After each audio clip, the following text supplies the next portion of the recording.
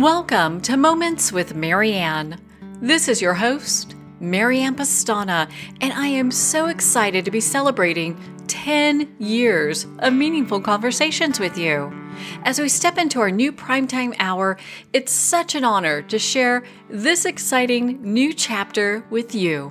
So whether you're starting your day out, headed to work, or listening from wherever you are, this hour is designed to bring you thoughtful dialogue, fresh insight, and inspiring stories so you can make every moment count. So thank you for being here with me today, and let's dive in. We're here today with special guest, Dr. Elaine Aron, who's here to share with us her new book, Spirituality Through a Highly Sensitive Lens, an objective look at meditation methods and enlightenment. What if lasting inner peace was actually possible, no matter what was happening around you? Would you want to learn more about that? I know I do. Well, today's guest is here to share with us just that. Dr. Elaine Aron earned her MA from New York University in Toronto in clinical psychology and her PhD at Pacifica Graduate Institute in clinical depth psychology, as well as interning at the C.G. Jung Institute in San Francisco. So welcome to the show, Dr. Elaine Aron. Oh, thank you for having me. Thank you so much, Marianne. Well, my goodness, what a great honor it is to have you here and to talk about this book. I have to tell you, once I picked up your book, I could not put it down. And it's such That's good for a person who works a lot with authors. Such an insightful read. And for our listeners that are new to this work, what are the traits of a highly sensitive person? Right. Well, that's really important. The book is not just for highly sensitive people, but of course, I spent about 30 years studying high sensitivity before I turned to this subject. And we used the term in the title because I'm a highly sensitive person. And the hallmark of highly sensitive people, there's four things, but the most important one is our depth of processing. We think about things more deeply than other people tend to do.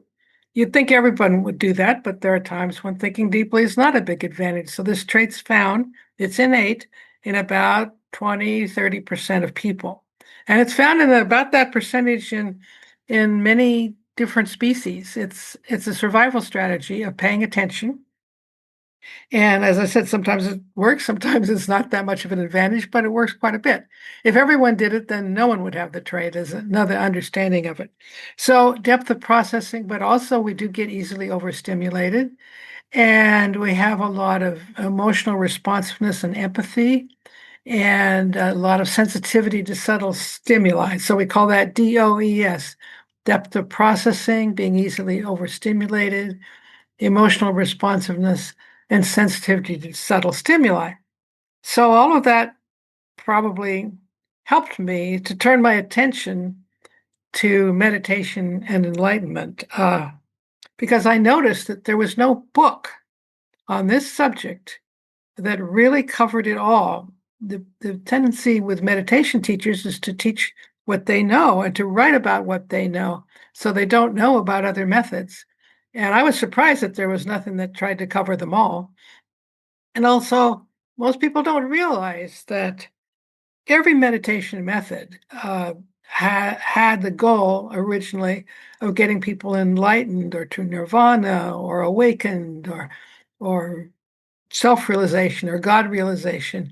And of course, in the West, that's gotten lost. We think of meditation as rightfully a good way to become more creative, to deal with anxiety, all kinds of wonderful things it can do. And there's lots of research on that. But I didn't want people to forget that other purpose of meditation. So the book's quite different in that way. Well, I'm so grateful that you wrote this book because I think so many people who are spiritual folks who are highly sensitive, they feel a lot of times a little bit left out when it comes to this discussion of being able to look at spirituality in a different way. And I love in your introduction, you talk about that there is a way that we could live with a sense of peace and well-being almost all the time. And I think most people would just be head over heels to have that kind of existence in life, especially now.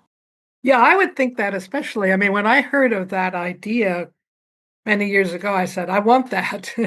But I think the times have changed such that many more people are coming to that state more easily than they were back when I started meditating.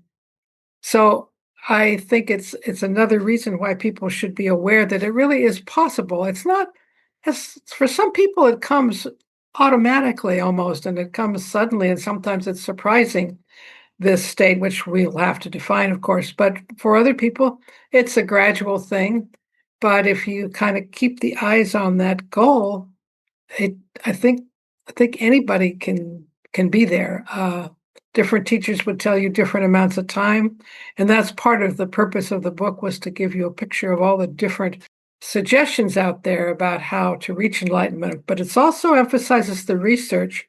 Uh, a few surveys of people who are judged by others to be enlightened or awakened shows that there's a dramatic increase in inner calm.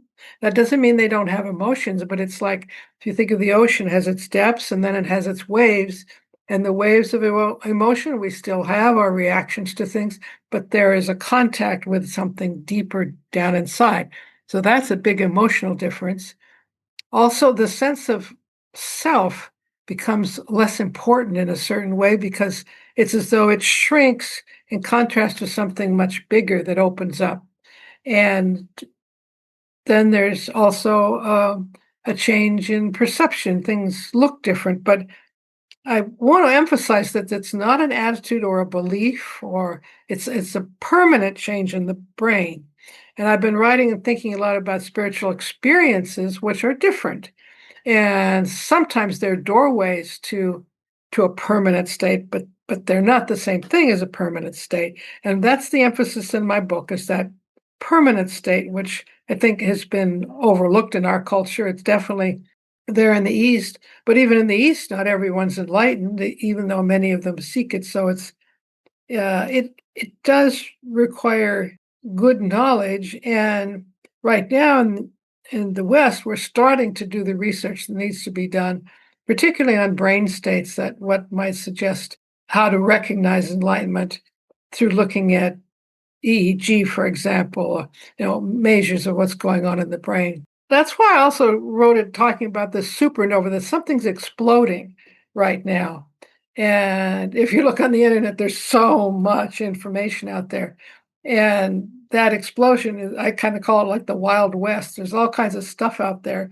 But we want to ground it in whatever facts we can get, uh, rather than many people write a book about enlightenment talking about their own experience. And of course, I put my experiences in italics in this book, but I really wanted to be as objective as I could be. So there's, I really think there's a need for this information. And I was sort of surprised that it wasn't more available, some kind of an overview of this. Well, let's dive into the supernova because you're Okay. right. There's so much out there. Like, here, buy this supplement and it will help you be more calm and relax, or do this exercise 3 times and you'll feel better every day. But I think it's good to really also focus on the research and science like you do so well. So, can you share with us what the supernova is? Well, the way I view it is supernovas are explosions that take place a long ways away, and the light gets to us only after a long time. And my point in the book is that it was in the 60s that meditation and enlightenment first really reached the West with various teachers who came, uh, Thich Nhat Hanh and Suzuki in the Zen tradition, and Maharishi in the Vedanta tradition, and Sri Aurobindo, and before that, the guy who wrote Autobiography of a Yogi, which was such a popular book that apparently Steve Jobs gave it to everybody at I guess at his memorial service. But I mean, he read it every year.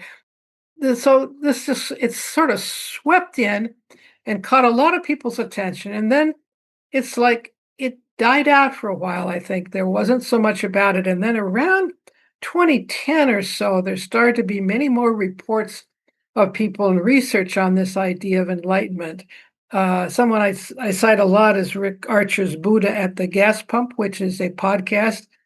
And he's interviewed now about 750 people. He calls them awakening people. He doesn't want to say who is and is not enlightened, but he's just one. And his purpose, the title of the podcast, Buddha at the Gas Pump, it reflects the feeling that he had. He lived in Fairfield, Iowa, where a lot of people had moved to practice the TM program together. And people had been there a while, and some of them were feeling, well, we're still here, and are we really enlightened? And he pointed out that there were a lot of enlightened people. He might be somebody next to you pumping gas at the gas pump. So it just began to come forth. People started doing research on it, and now it does feel like the light has reached us, the light of the supernova, and we're being almost overwhelmed by how much has come. But it was like it was fermenting during those years from the 1960s to now. Yeah, Bat Gap is one of my favorite shows to listen into as well. And Rick does such a great job with all of that. He does. He does. So, how would you describe the kind of inner shift you believe is possible for people? It's a little tricky because what I describe in the book is that there are two big schools of meditation out there. There's Buddhism, and there's roughly what we call Vedanta, or the rest of it. And Buddhism is represented now a lot by mindfulness meditation, which really doesn't talk about enlightenment at all. But and then the other side is TM, where they talk a bit. When you learn in the last day of the course, they talk about higher states of consciousness. But the inner shift it's always awkward to make a generalization where I might be offending one side or the other in my description. But I think the ultimate shift is a place where the self has become a sort of a small self in comparison to, or in relationship to, something very big.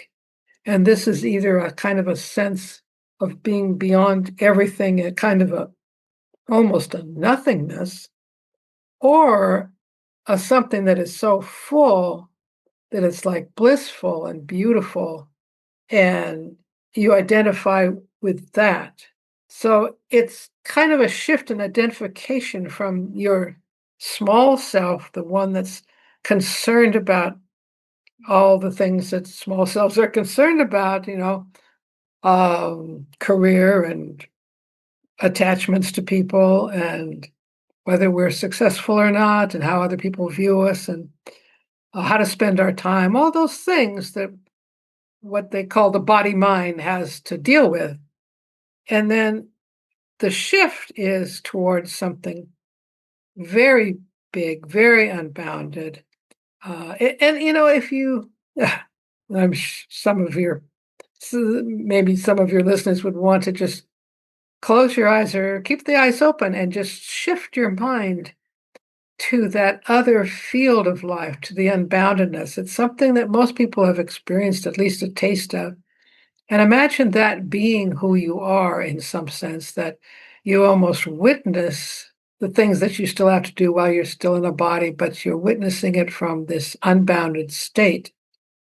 And that doesn't mean that you're not concerned about what's going on in the world. You are more in a way, but you handle it in a different way with much more of I'd say a big picture of what is truly going on and what is truly your role in that. And that's going to be different for different individuals. But the identification is something with all individuals. It's a oneness. It's the oneness of all life.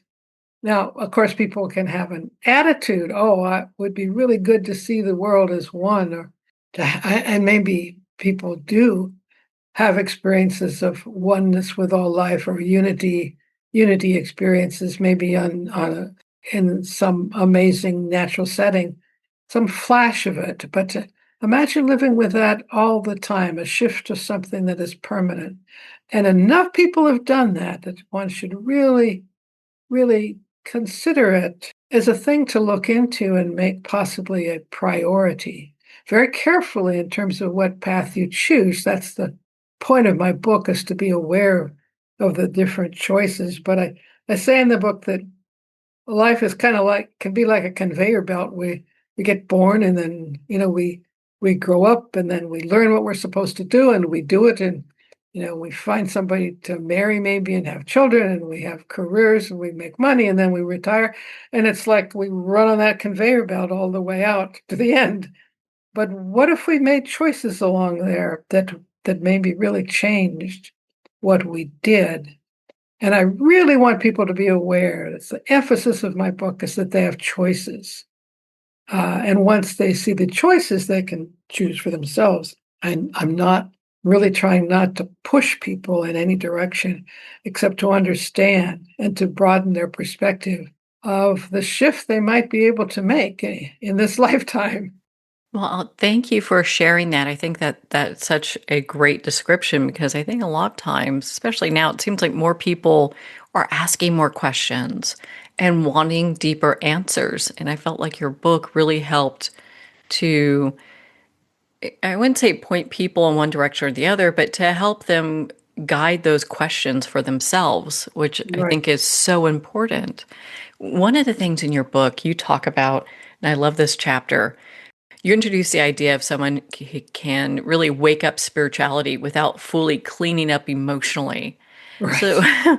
what does that distinction mean in real life?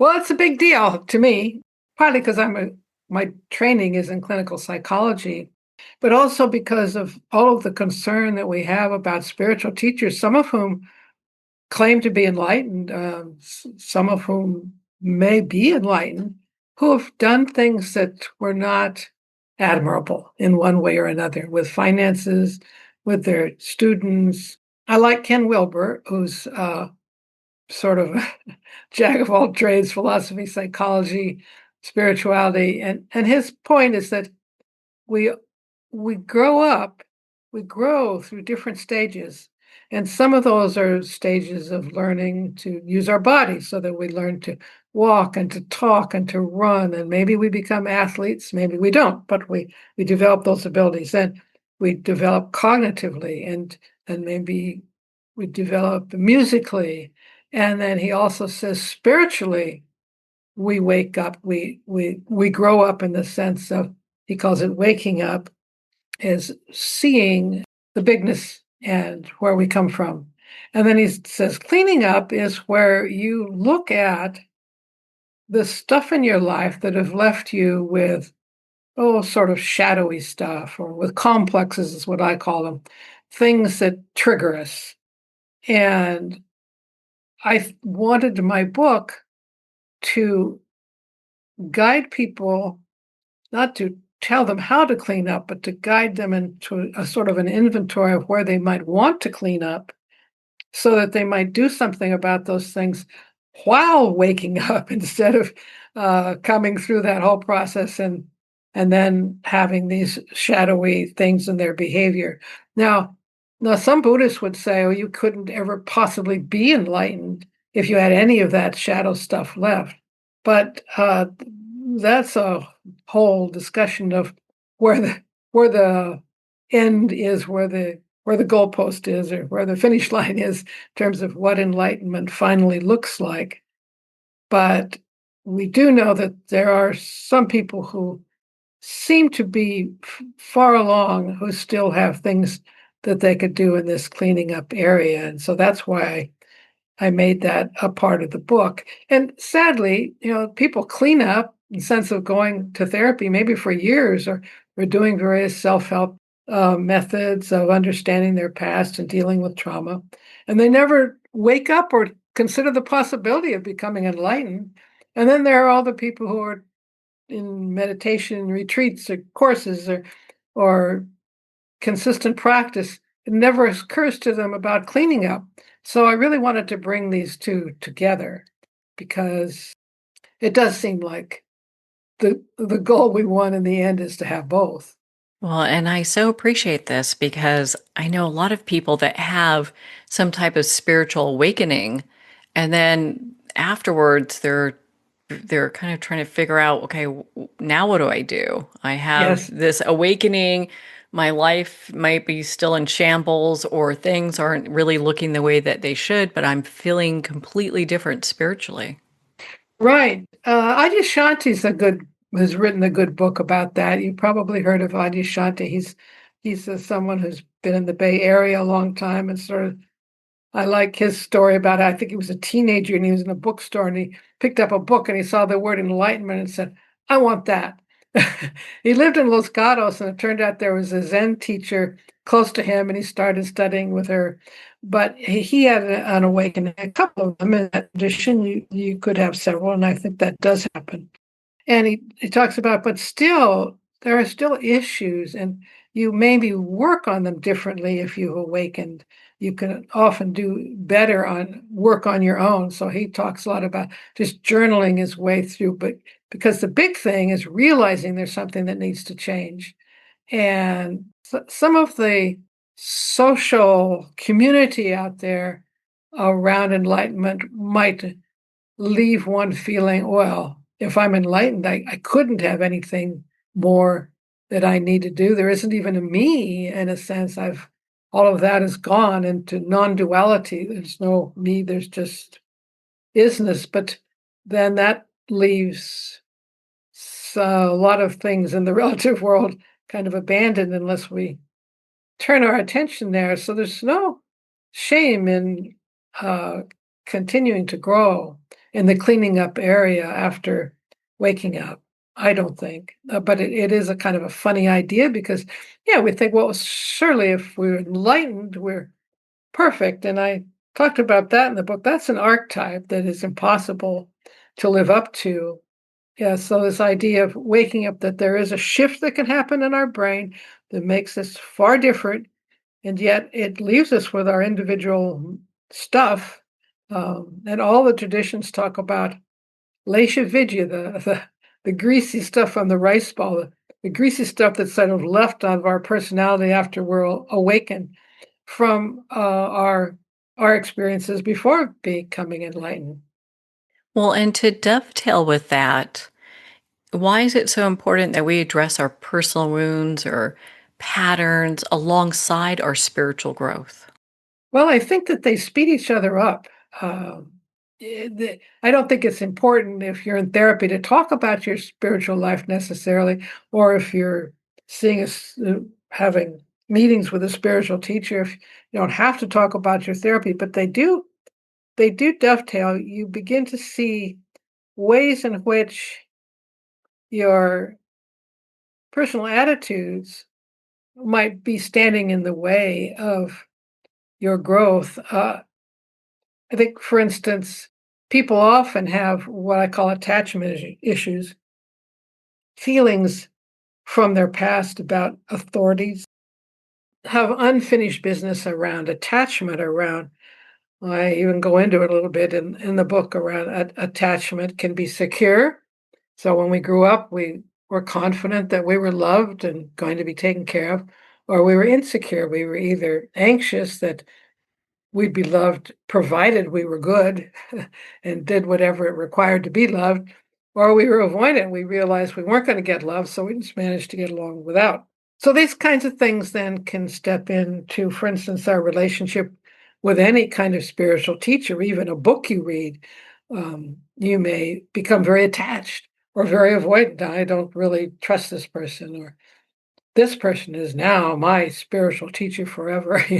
That those kinds of things that can then get involved and sort of worked into the spiritual path and then cause, if you're needing to have social approval, then if you join some kind of a group around a meditation practice or teacher, you may become quite concerned about how you're seen, whether other people think you're enlightened or whatever. The stakes can get very high in those kinds of social places.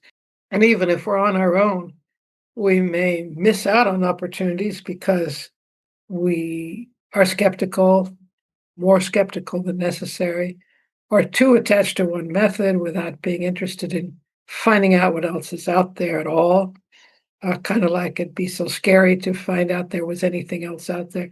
So all of these personal issues naturally guide how we move through our spiritual path, you might say. Naturally, and it's inevitable.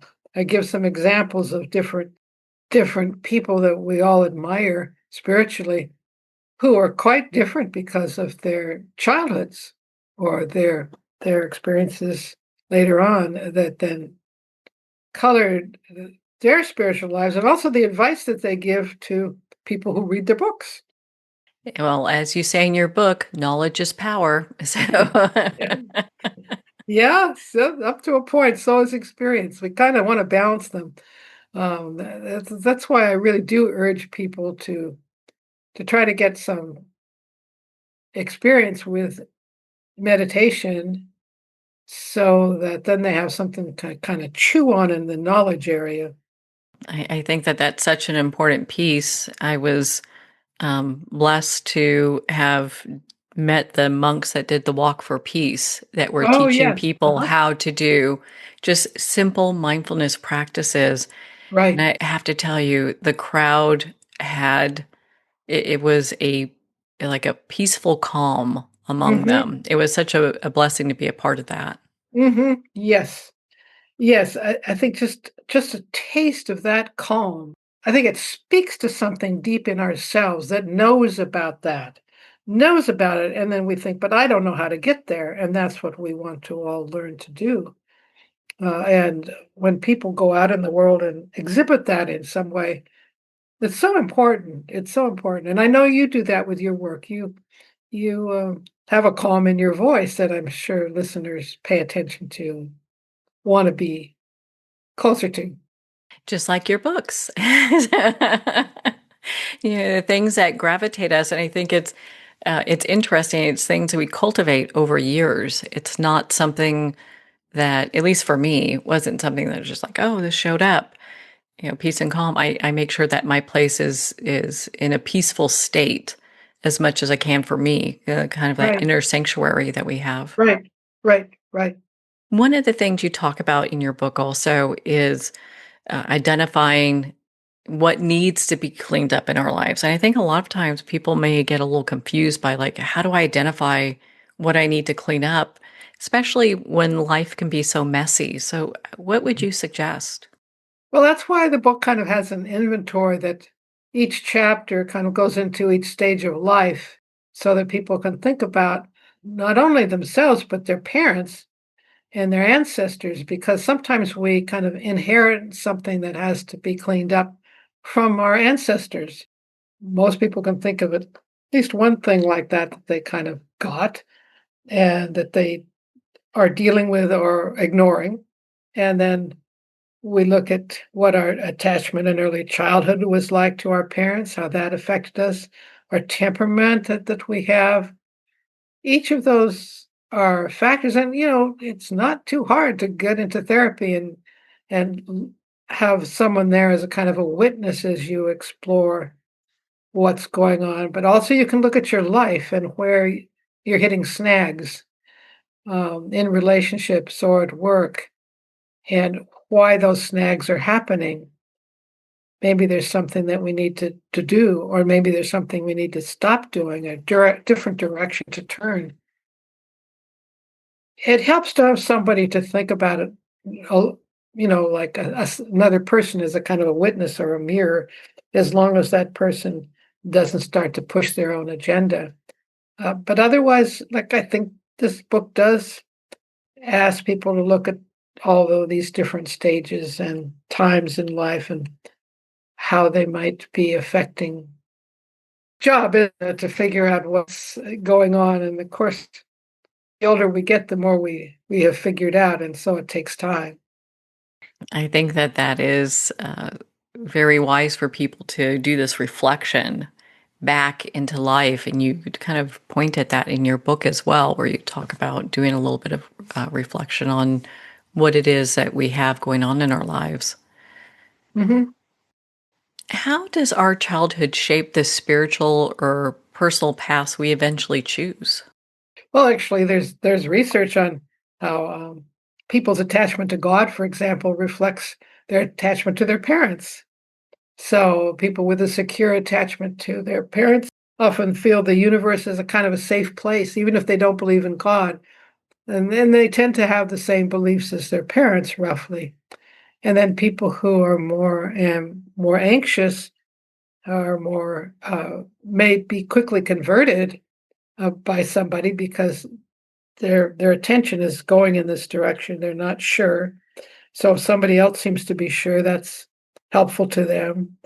So, and then people who are avoidant, they don't believe in God, that why would anybody want to help me? Or they don't believe in in a spiritual path that might be helpful. It's all a bunch of rubbish. So those different attitudes, of course, come in. I loved Martin Buber's life story because I always liked his book, I Thou. And he was a person who his mother abandoned him when he was a child to become an actress. And he was raised by his grandparents, who were very spiritual people. And he became very spiritual, and people admired him as a teacher and came to him a lot. And then one day someone came to him and he felt he didn't give him the proper attention because he was spending a lot of time in meditation, going deep, and he was having these amazing spiritual experiences. But he felt that he had failed this person to come because his mind had not been fully present on him. So he gave up all of that inner life and devoted himself to this whole idea of connection with others, connection with God, connection with nature, connection with the difference between really being there in an I thou relationship and using the other person as an object to get something or something you need, which we do all the time with people. But we also want to be able to be with them in a way that is fully present. And so that became his religion, you might say. And he actually talks of seeing his mother. She came to visit him when he was an adult, and she was so self centered and so not seeing him, even as an adult, as two adults meeting, that he really realized that this was the force in his life, her abandoning him, that had shaped his particular spiritual path, on the spiritual path that he urged to people who read his books. And so that's just a great example. Andrew Harvey, I talk about in the book, as someone who his story is more complex, but he had some upsetting experiences happen between him and a guru in India that caused him to totally toss away what he called the guru system and speak adamantly that it's terrible and you should avoid it at all costs, and to give people everything he could in the way of methods that they could use on their own so they wouldn't need a spiritual teacher. Well, this was because he had a distressing, kind of traumatic spiritual experience as a young person with someone. So these things do, I think if a person could write down the one or two key things in their lives that have influenced them. I tried to kind of give people a chance to do that with writing about their life path, like where were the big turning points or where were the big things that were important to you, and then how those have to have played out in your spiritual life in some way. I think people can see it. I think it's really possible to see it if one wants to and tries. Well, I think it's really interesting those parallels because it has to make a shift in all of our lives if we have these big things that happen, and then understanding how it affects our spiritual path as well. I think that's such a profound gift to have that information.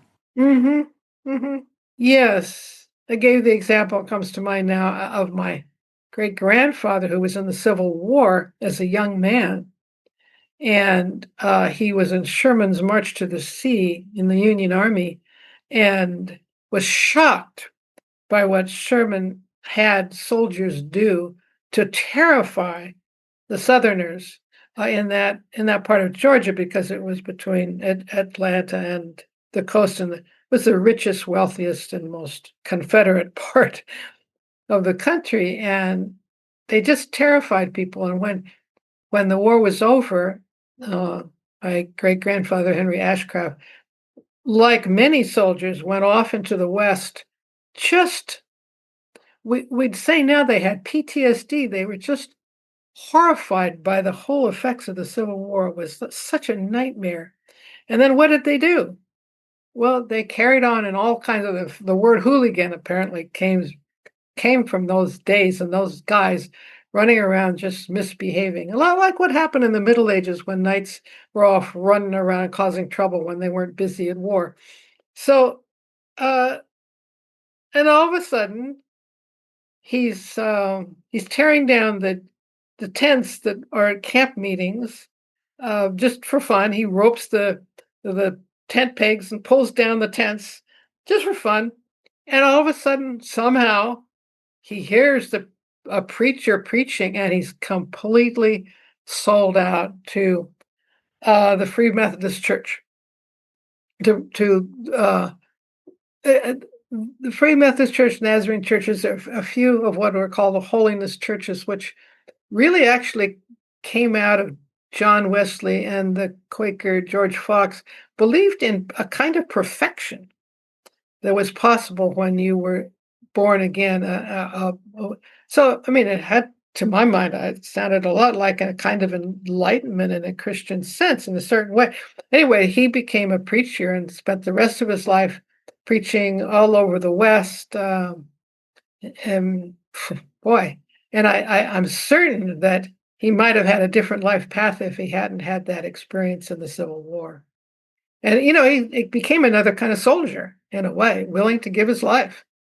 He didn't have enough to eat. He was always sick all the time. He was wandering around the Oregon Territory, with the pioneers converting them. It was just, it was quite the life. My goodness, what an amazing story. Thank you for sharing that with us. Hmm. It's just so profound. And the one I put in the book too, I couldn't help was Jim Jones in Jamestown. He had the most horrible childhood you could imagine.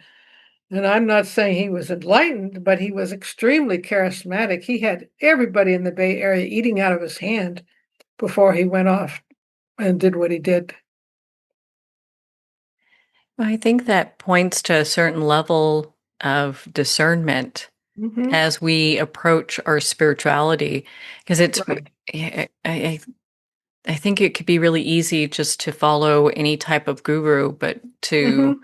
stay true to oneself, I think, It's like how you, tricky yeah. indeed. Yes. I like Amma's term, and other people use it, spiritual maturity, which requires being enough aware of our complexes so that we don't fall into kind of the traps that are so easy to fall into. So Now, I guess my book is a lot about, I guess I never thought of it as a kind of hoping for spiritual maturity, helping to guide people in that direction. it really is. It really is because as they say, when you have more information, you're able to discern more, and you Hmm. you have more responsibilities then as well. Yes, yes, you do.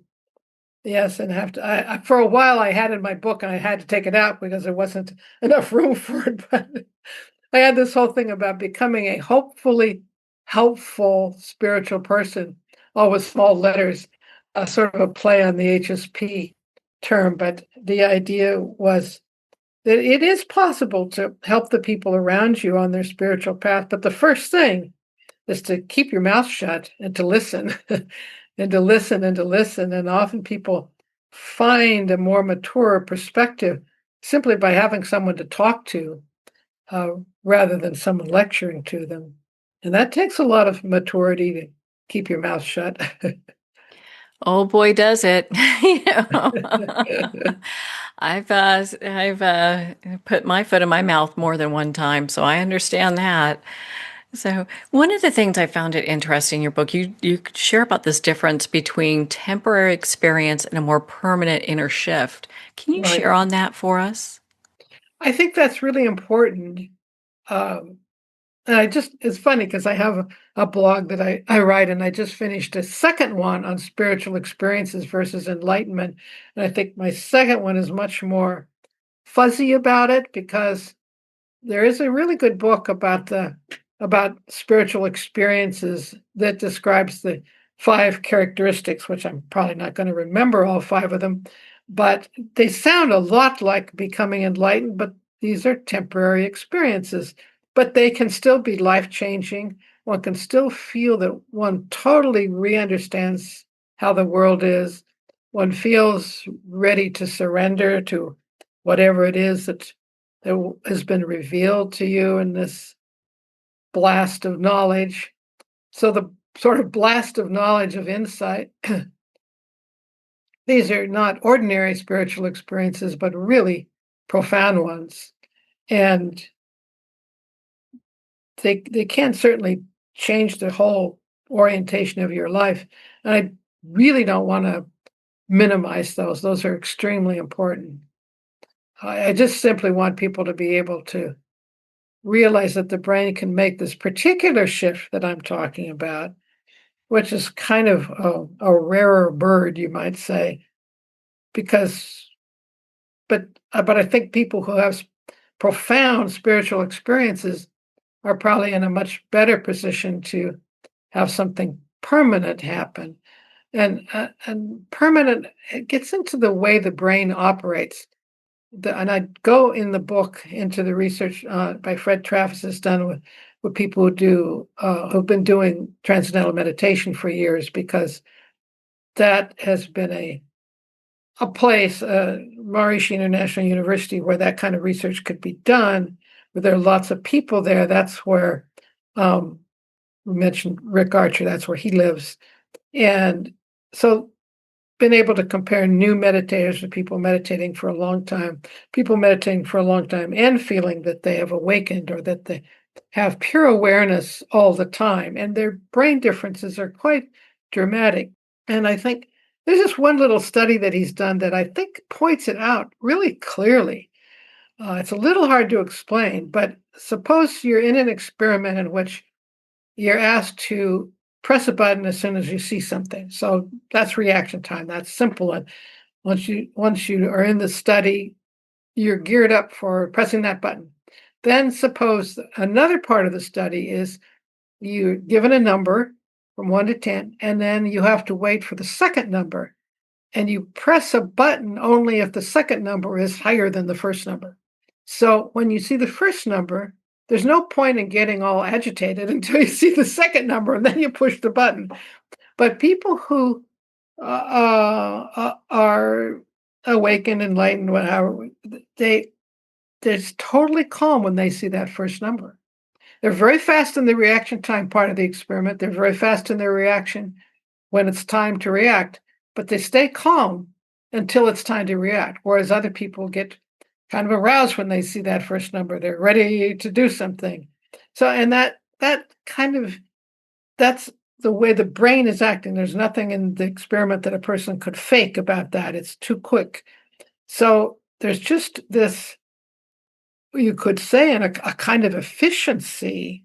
And it reminds me of in the Mahabharata, the famous story of Krishna and Arjuna, and the Bhagavad Gita, the key phrase in there is established in being, perform action. This is Krishna's advice to Arjuna, who's the soldier who has to start this war. And he really doesn't want to do it, and because he knows all these people he cares about are going to be killed. But Krishna's telling him, "You can do it. You have to do it. You have no choice. But first, be established in being, in this inner calm, and then act."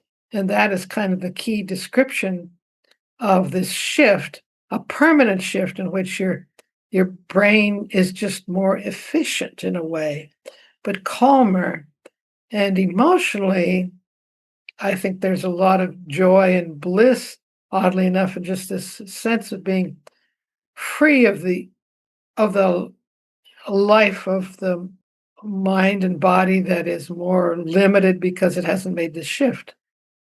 That sounds pretty profound, being able to have that research that people can understand how our brain works, which I find just so fascinating. It's really important, yes, and it's been frustrating because the Buddhist side of the ledger, there's a lot of different Buddhist schools, and so there's a little disagreement on what nirvana really looks like or should look like. So they studied long-term meditators, but they haven't tried to study anyone who claims to be in enlightenment, even though they have them. It's not that they haven't produced any. And then we haven't talked much about meditation methods, but Buddhism has a very different approach to meditation than the TM people do.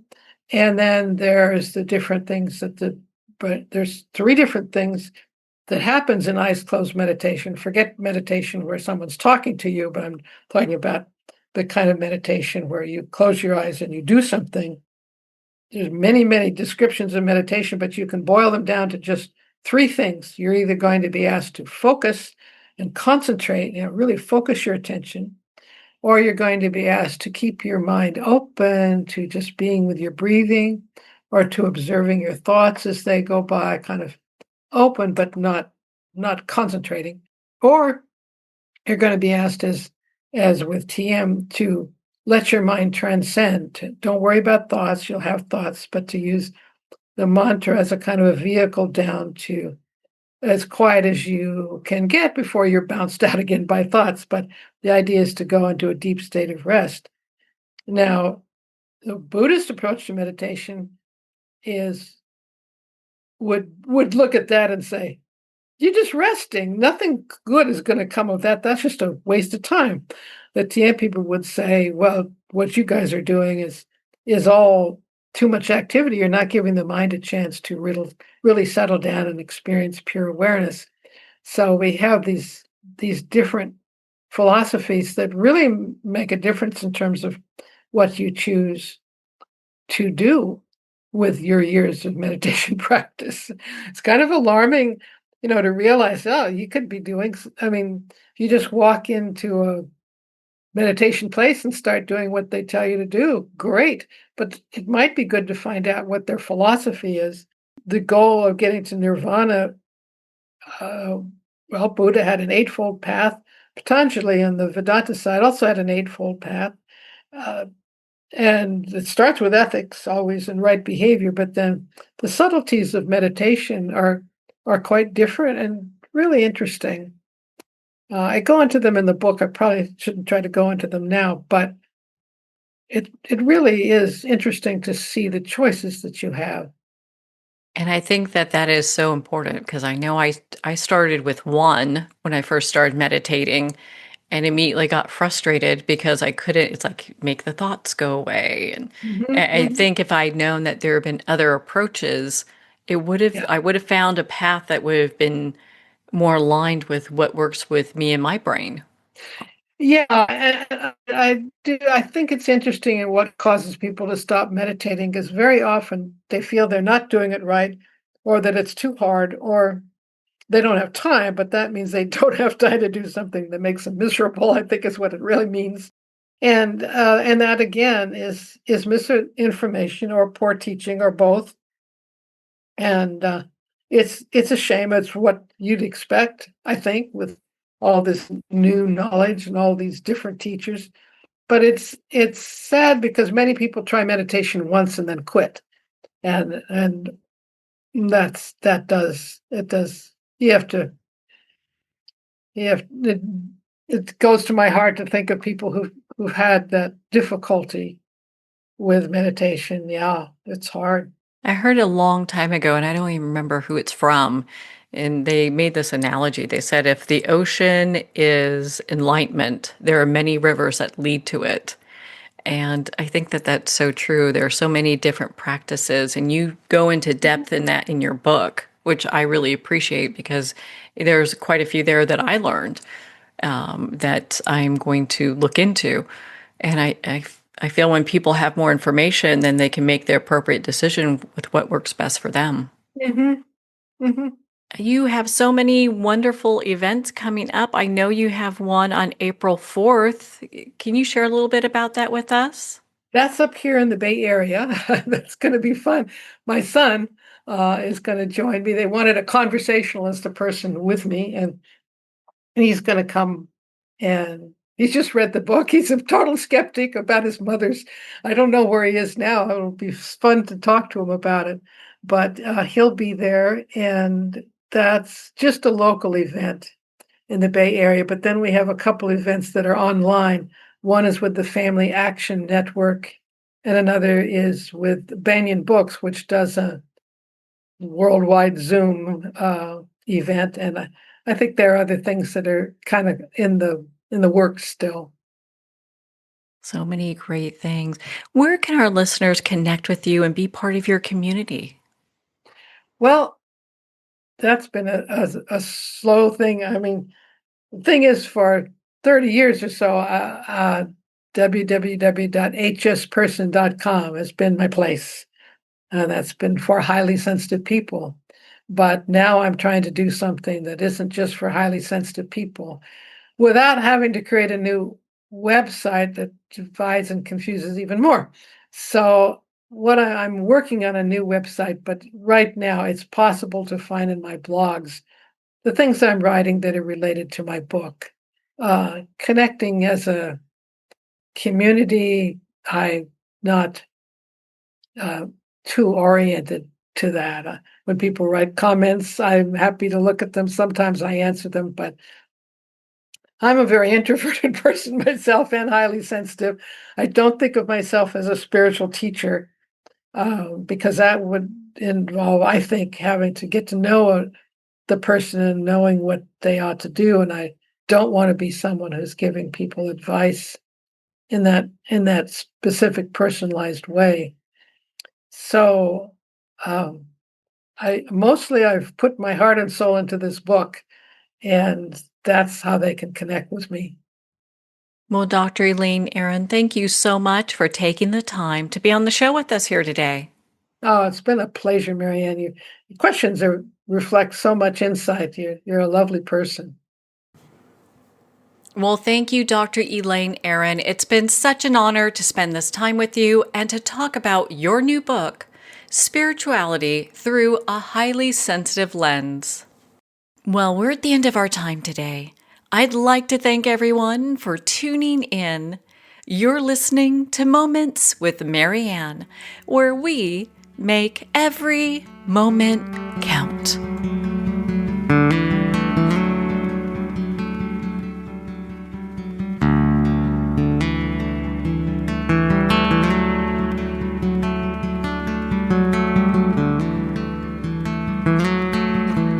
In a single moment, your life can change. Moments with Marianne is a transformative hour that covers an endless array of topics with the best of the best. Her guests are leaders in their fields, ranging from inspirational authors, top industry leaders, and business and spiritual entrepreneurs. Each guest is gifted and a true visionary, a recognized leader in her own work, and while teaching others to develop, refocus, and grow, Marianne will bring the best guest and sometimes a special surprise. Don't miss this. You never know just which moment will change your life forever. Make sure to tune in and visit momentswithmarianne.com for more information.